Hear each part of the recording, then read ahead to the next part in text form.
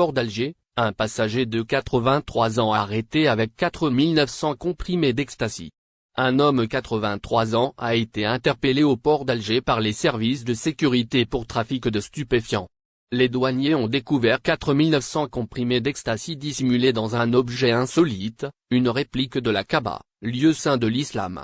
Lors d'un contrôle routinier, les agents des douanes ont inspecté les bagages du suspect, identifié sous les initiales BM, arrivé par bateau en provenance de France. Leur attention a été attirée par un modèle de la Kaaba, dont l'intérieur renfermait les 4900 comprimés d'ecstasy soigneusement cachés. Immédiatement placé en garde à vue, l'octogénaire a comparu en procédure de présentation immédiate devant le tribunal de Sidi Mamed, où le parquet a requis 12 ans de prison ferme. Lors de son audition, B.M., décrit comme un ancien commerçant travaillant entre la France et l'Algérie depuis 1960, a catégoriquement nié les accusations.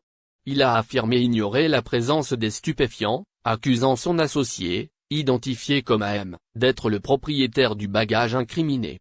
Une affaire qui suscite des interrogations. Je n'ai jamais trahi mon pays, a-t-il déclaré, soulignant son absence de casier judiciaire.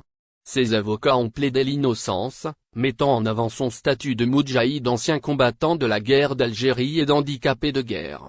La défense a évoqué une plainte malveillante destinée à le discréditer, insistant sur l'absence de preuves directes le reliant aux psychotropes.